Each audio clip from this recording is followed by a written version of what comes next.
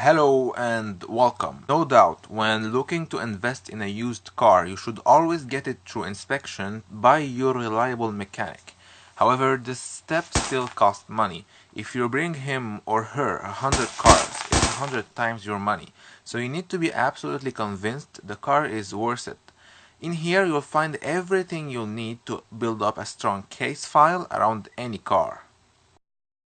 In summary, when inspecting a car, probe the exterior condition, whether it's body, paint or tire wear. Examine the engine. Might seem hard, but there's multiple easy clues, whether it's obvious engine quakes, weird noises, smells or smoke. The interior condition is probably the easiest part there because it's bad if it's usually mostly worn and dirty. Some clues may also reveal crash and repair cases. We'll explore them clues a little bit later. To wrap up, take it for a test drive. It's the only mean of communication for the car to express herself. And finally, check the mileage. It's the moment you're most familiar with the car. In the event the deal is too good to be true, the car may happen to be stolen and cloned. There may be ways we can figure it out. We'll look into these ways a little bit later. So, 6 steps easier than what they look like, and here's how we tackle them. First, exterior condition. It's always good habit to be aware of the most common issues found on the car you're looking at. Here are most common issues related to the exterior as well as mechanical components. Okay, so let's start with paint job. You're looking for inconsistency in the paint job. Panels that seems to be lighter or stronger in color than the rest of the car. Usually you need the sun to be shining bright in order to reflect and for you to kind of see how the light plays on the paint. If a door or any panel has been repainted, you'll be able to notice a contrast with the rest of the car. It's almost impossible to match paint perfectly, not while trying to make money at the same time, especially when you take into consideration how the sun fades out the paint over time. Brand new paint in contrast with old body panels, there will be a difference.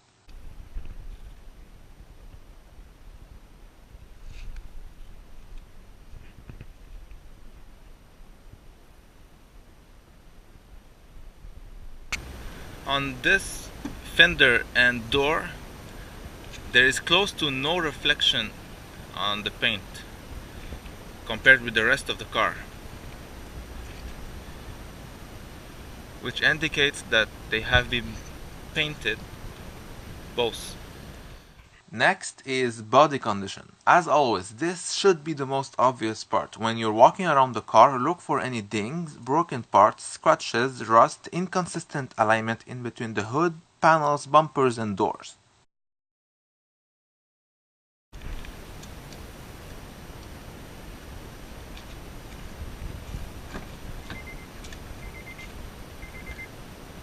You can see that even the screws haven't been put back properly.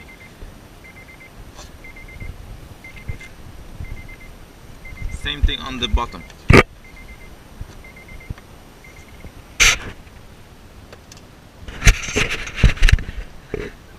There is even red putty, which is a layer of something that they put when they do a repair before painting.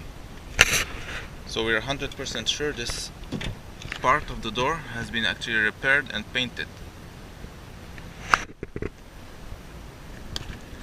There's a zip tie that has been used in order to put this part of the bumper in its place. There is missing the cover, which is supposed to be covering this part over here. Wheels and tires. First of all, make sure all 4 tires are the same size, make and model. Then take a penny, insert it in between the tire tread. It will give you a rough estimation. Finally, check the rims for scratches, pothole damage and faded paint.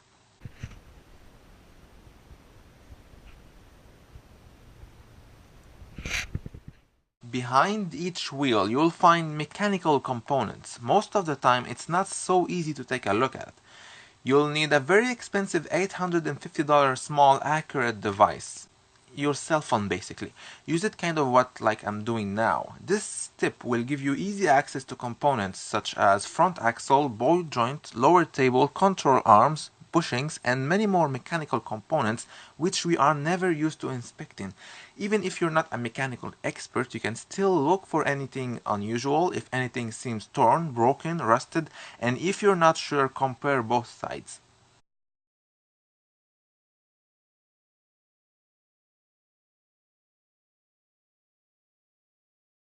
Check and see if the headlamps are becoming blurred and yellow because of the heat generated internally from the headlights and externally from the sun. Non-UV treated transparent plastic tend to slowly degrade.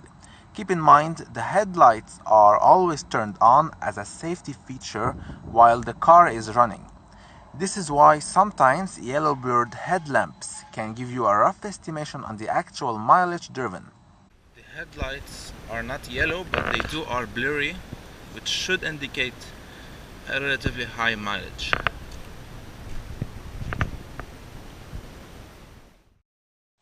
Windows and sunroof. At this stage of the investigation, you simply want to verify that all the windows are closed tight and properly.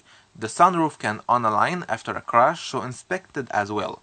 Now moving on to the engine. Here are most common issues about engine and component related to the engine.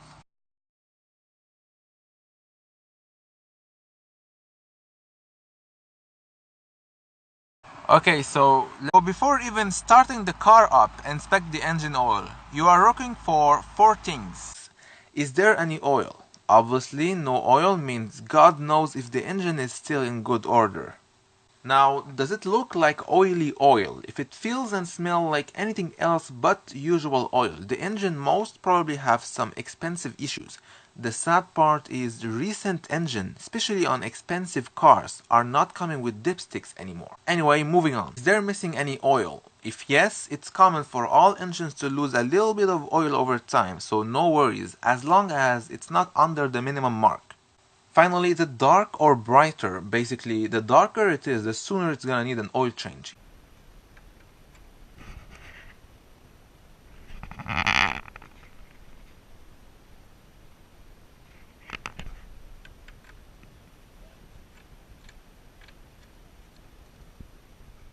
Next, start the engine up and listen. Ideally, a cold start is the best way for checking an engine. If it's too rough, you know it's usually packing a big load of mileage. So listen for any weird ticking sounds, odd rattle, or knocking noises. Some disturbing, grinding, noisy knocking sounds, which should indicate engine failure, tend to go away when the engine is heated up or filled with additive oil meant to suppress troubling sounds.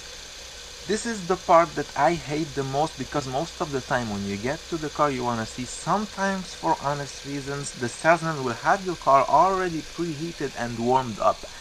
There is really not much you can do about it, except specifically ask for the car to be cold on arrival.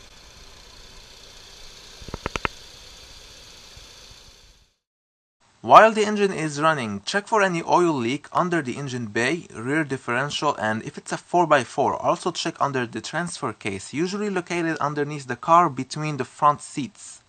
Sometimes you'll find literally oil leaking on the floor, but most typically you want to make sure that everything is dry and that there is no trace of leaked oil. Let's move on the exhaust. Ask someone to rev up the engine a little bit so you can check the colored gas coming out of the exhaust. Is there any oil as well? There is three main colors that could indicate engine failure: dark black, blue, or white gray. The usual color should not be noticeable in summer and very light gray in winter.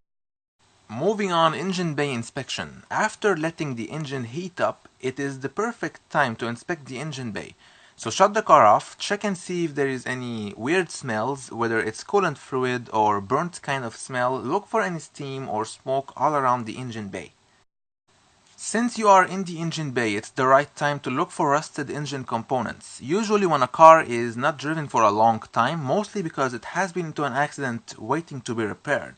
Some parts, as well as engine parts, tend to be easily exposed to water and accumulate surface rust. Either way, look around for rusted engine part as well as rusted frame and engine bay panels.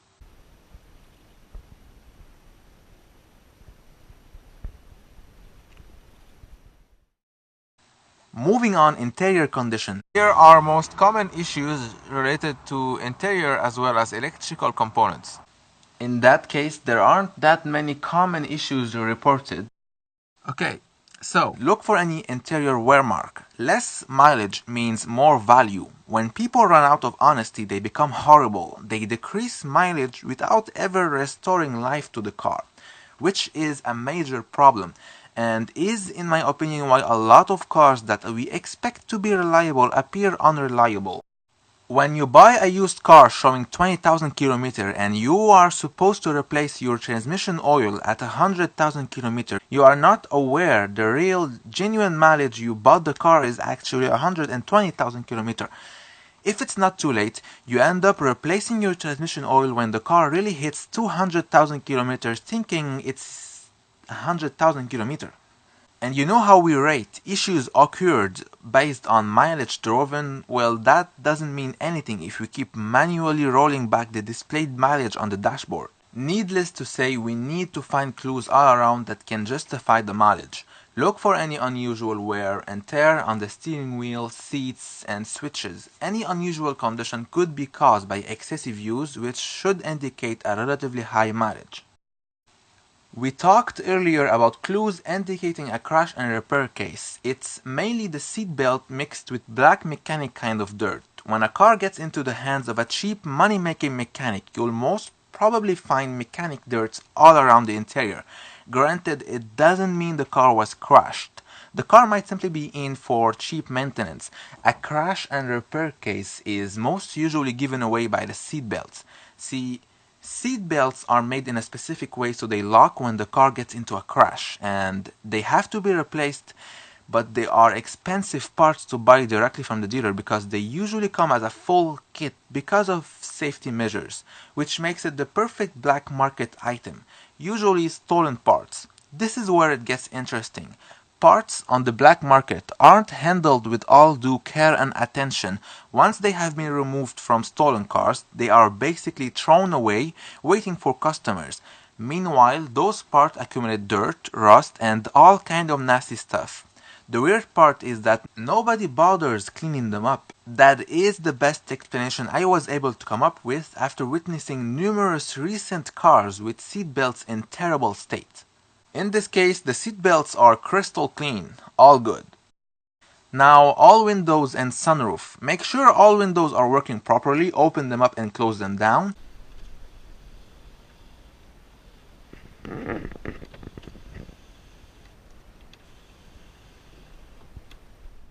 Don't forget to check if windshield wipers show any malfunction.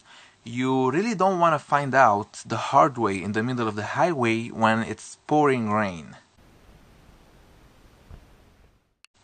Now is the time to take it for a test drive. I would suggest to drive it in city roads until it heats up and then take it on the highway. Make sure the radio is turned off and ask the salesman to remain quiet so you can focus on the car. After going through that smart chart thoroughly, you really should begin to have an idea on the actual mileage of the car, so check it out at the very end of your investigation.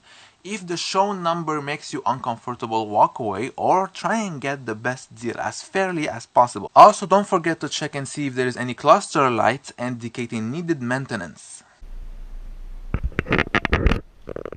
Cloned cars are usually kept within the same country they have been stolen in. Very bad people will manually replace the vehicle identification number of a stolen car with those of another genuine clean titled one. Here is the first location of the VIN number, and here is the second one. All cars of any make, year, and model should have these two identification number. The problem is bad people have managed ways to take off those VIN numbers and glue some other fake ones. They look real, but they're fake. Therefore, the stolen car is now holding the identity of another car which probably someone somewhere is owning. Basically, cloning car this way means there will be 2 or more cars on the road with the same vehicle identification number. Some recent cars, however, are now coming with at least 1/3 location of the VIN number. Each manufacturer will have it stamped proofed somewhere on the frame, or at least sticker printed somewhere else around the car, either in a booth or in the engine bay. Check them out before signing anything or paying any deposit, especially if you feel the deal is way too good to be true.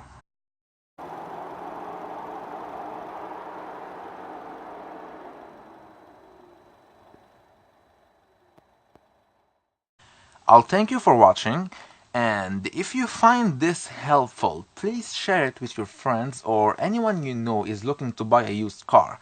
We really need to reach everyone all around the world. Yes, we do. Let's make sure no one ever gets scammed because they didn't know any better. And I hope you enjoyed. Whether you're looking to buy or to be entertained by nice car footage, I suggest you subscribe and scroll through the channel. There are many things which discusses many cars. Thank you, take care, and goodbye.